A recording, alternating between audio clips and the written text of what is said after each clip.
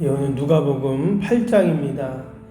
8장은 우리 앞에 나왔던 마태복음 또 마가복음에 나왔던 내용들이 계속 이제 반복이 되고 있어요. 그래서 비유 말씀, 씨 뿌리는 비유, 비유 내용, 또 바람과 물결을 잔잔케 하시는 그런 내용도 나오고, 또 귀신 들린 사람을 고쳐주시고, 또 뒷부분에 보니까 야이로의 회당장 야이로의 딸을 고쳐주시고, 또 12의 혈루증 걸린 여인을 또 고쳐주시는 이런 내용들이 나오죠.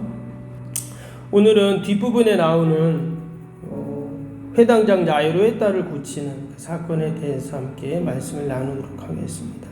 우리 앞에 7장에서 예수님이 나인성 과부의 아들을 살려주시는 그 기적이 있었죠.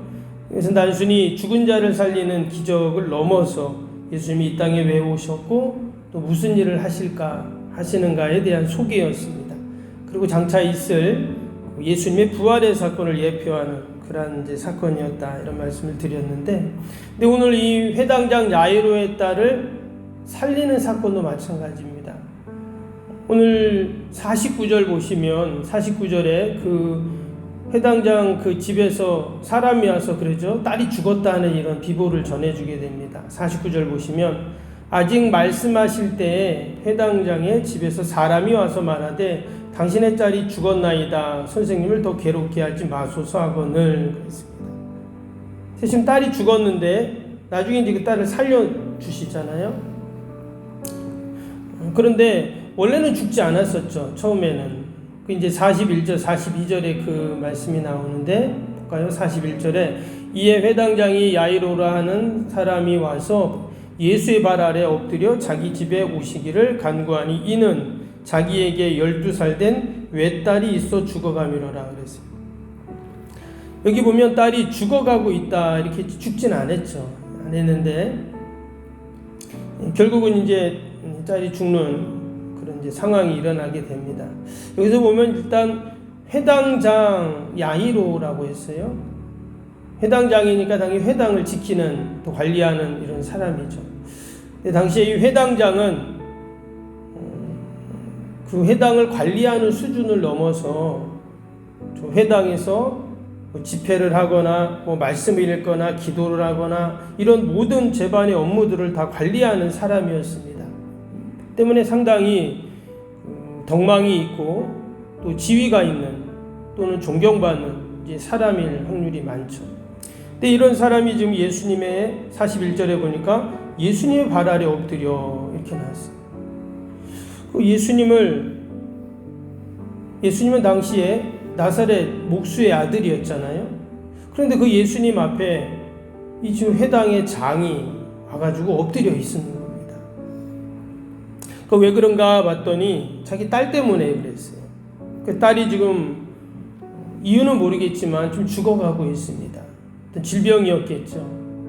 그로 인해서 그 사랑하는 딸을 위해서 그가 예수님 앞에 엎드려 무릎을 꿇고 있는 것입니다.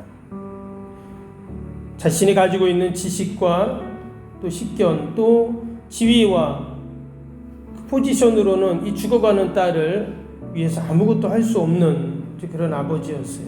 그런데 예수님의 소문을 듣고 또 예수님이 회당에 오셔서 이렇게 또 말씀을 전하셨잖아요. 앞에 여러 번. 그런 이야기를 들으면서 그런 마음이 든 거예요. 저분이라면 우리 딸을 고치는데 도움을 주겠다, 이런 이제 마음을 갖게 된 거죠. 그래서 예수님 앞에 나와 모든 자신의 체면과 또 지위와 사회적 명예와 다 내려놓은 겁니다. 오직 딸을 고치고자 하는 그 간절한 마음과 염원을 가지고 왔습니다. 그런데 오늘 말씀을 보니까 그 딸이 죽게 됩니다. 죽게 된 이유가 뭔가 43절에서 48절에 나오죠. 혈루증 걸린 여인이 예수님의 가는 길을 막아서고 또 그로 인해서 예수님과 한참 제자들과 이야기를 하는 그 내용이 나옵니다.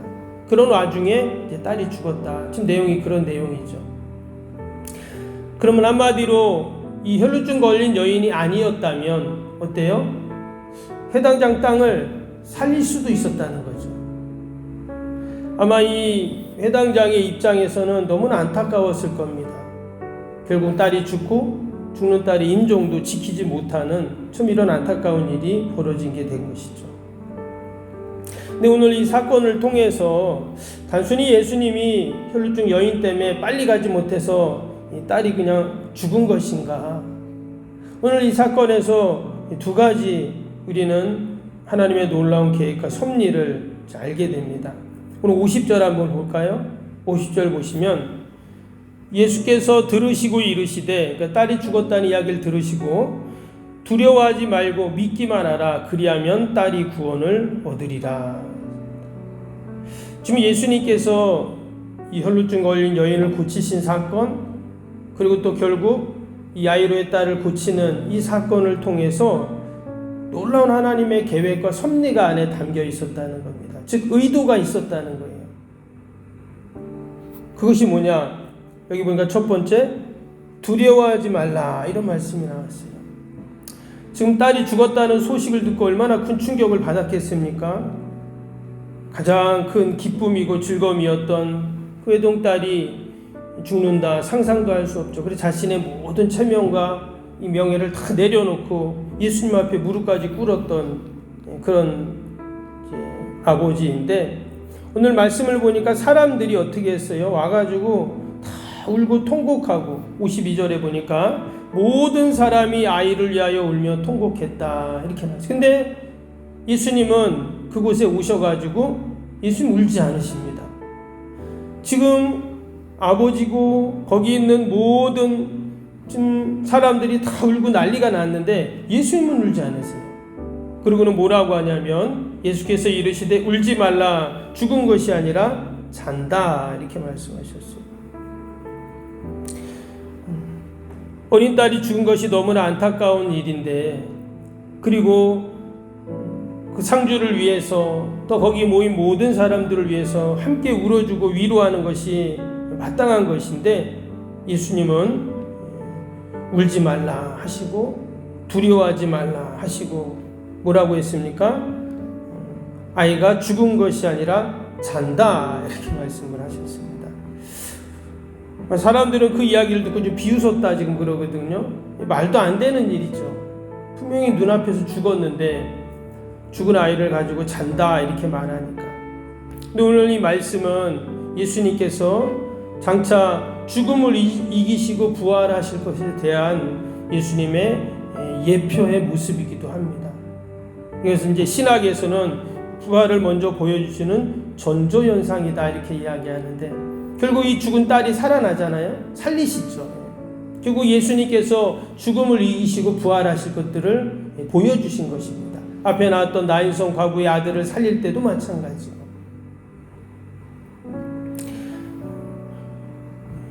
죽음 앞에 사람들은 다 두려워합니다. 그러나 예수님께서는 두려워하지 말라. 즉 우리가 부활의 신앙을 갖고 주님 의지할 때 여러분 죽음도 이기고 그 죽음도 부활로 바뀌는 여러분 놀라운 구원의 역사가 분명히 있게 되는 줄로 믿습니다. 우리가 오늘 하루를 살아갈 때도 우리가 무엇을 붙잡아야 돼요? 부활의 주님을 붙잡고 바라보고 소망하면서 우리가 승리해야 할 줄로 믿습니다. 그래서 이어지는 말씀해 보니까 뭐라 그랬냐면 두려워하지 말라 하고 믿기만 하라. 믿기만 하라. 이 믿음을 통해서 구원을 이루시는 역사를 이야기하죠. 근데 지금 이 말씀을 하시면서 앞에 어떤 사건이 있었어요? 그 12의 혈루증 걸린 여인이 예수님의 옷자락만 만지면 내가 고침을 받겠다라는 믿음을 이제 보여주셨잖아요. 이야기했죠. 결국 예수님께서 그 혈루증 걸린 여인을 고쳐주신 이유가 바로 그겁니다. 야이로의 그 회당장과 또 거기에 또 모든 사람들이 결국 믿기만 하면 구원을 얻는다라는 이 말씀을, 이 놀라운 구원의 역사를 예수님께서 가르치시고 보여주시기 위해 심지어 딸이 죽는데도 예수님께서 그 믿음을 그들에게 보여주신 것이죠. 여러분 오늘 하루도 오늘 이 말씀처럼 믿기만 하면, 믿음으로 우리가 나아갈 때 하나님께서 반드시 고치시고 해결하시는 그런 은혜가 분명히 있을 줄로 믿습니다. 믿음으로 승리하는 오늘 하루 되시기를 주님의 이름으로 축복합니다. 우리 오늘도 말씀 붙잡고 우리 한번 수요일 기도 또 같이 기도하도록 하겠습니다. 수요일입니다.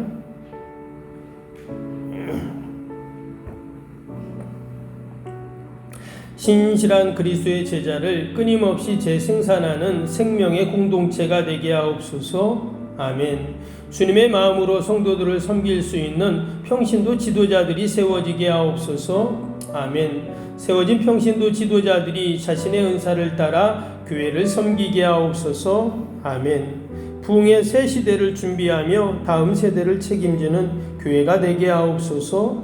아멘. 복음의 능력으로 통일한 국가 글로벌 시대를 감당할 다음 세대를 준비하게 하옵소서. 아멘. 다음 세대들이 성경적인 가치관으로 무장되어 열방을 품고 나아가게 하옵소서. 아멘. 우리 아이들이 지성과 감성과 영성을 겸비하여 새 시대 부흥의 주역이 되게 하옵소서. 아멘. 이웃들을 목자의 심정과 긍휼의 마음으로 품고 사랑으로 섬기게 하옵소서. 아멘. 교회 지역 사회와 주민들의 소통의 장소로 아름답게 사용되게 하옵소서. 아멘. 늘 섬김의 자리에 있게 하시고 지역의 자랑이 되는 교회가 되게 하옵소서. 아멘. 적교회와 협력하여 함께 부흥하고 포항성시와의 쓰임받게 하옵소서. 아멘.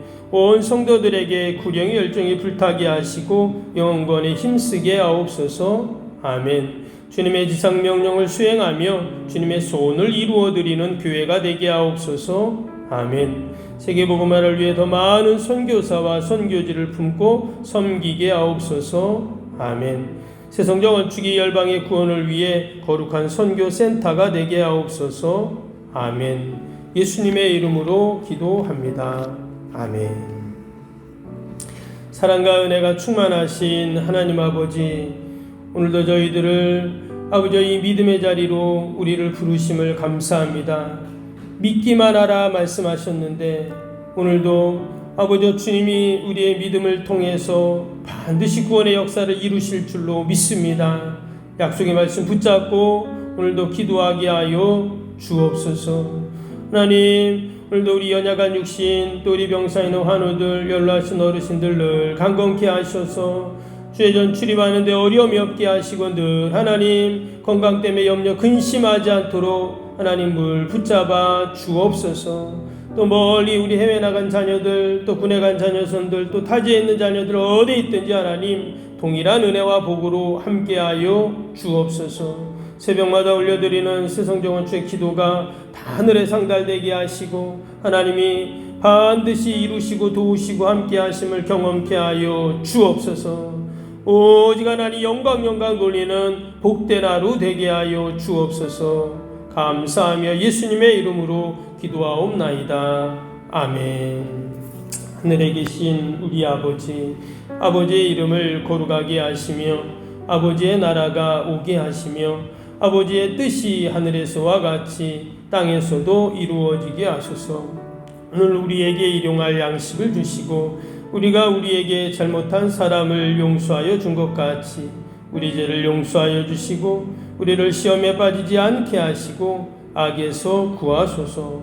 나라와 권능과 영광이 영원히 아버지의 것입니다. 아멘.